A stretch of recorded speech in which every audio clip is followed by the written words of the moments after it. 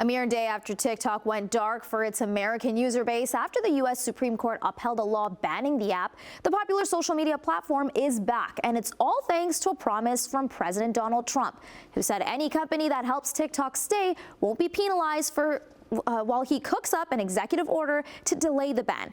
Our resident TikTok expert joins us now with more. Roger, what can you tell us? Manisa, Trump has had a rocky relationship with TikTok, from first touting the idea of banning the app back in 2020 to now being hailed as its savior. The president says he wants to see the platform put 50% of its ownership into the hands of the United States. And as of today, TikTok is back. Cancel the funeral. After going dark for part of the weekend, TikTok has been resurrected by no other than President Trump. In a post on Truth Social yesterday, he said he'd issue an executive order to extend the period of time before the law's prohibitions take effect, with a few caveats. So they'll have a partner, the United States, and they'll have a lot of bidders, and the United States will do what we call a joint venture. This all started back in 2020. Looking at TikTok, we may be banning TikTok, we may be doing some other things. There are a couple of options. American officials were sounding the alarm over TikTok, its ties to China, and national security. And eventually, Congress passed a law that meant TikTok had to either sell to an American company or shut down in the U.S. by January 19th. And without a prospective buyer on the horizon, its future seemed grim. Cue the meltdown. It's really not fair that, they're banning TikTok. This app was literally supposed to be my way out. Government, I'm never forgiving you for this. However, after half a day, the app was back up and running for its American users, this time with a message crediting Trump for its return, echoing a similar sentiment as this one shared by the company's CEO, Xiaozi Chu, Friday.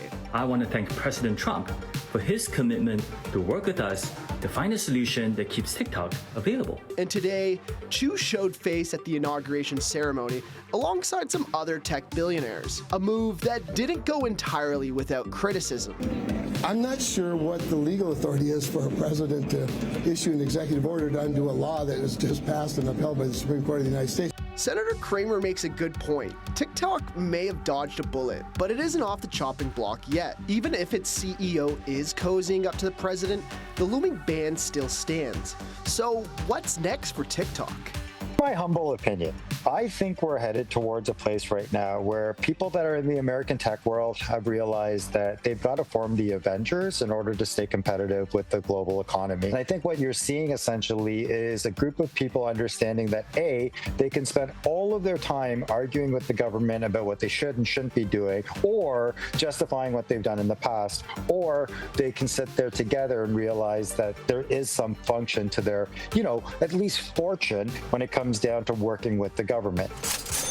This is a real eye-opener, a real wake-up call that none of these social media apps owe you anything, and anything can change in their business patterns overnight.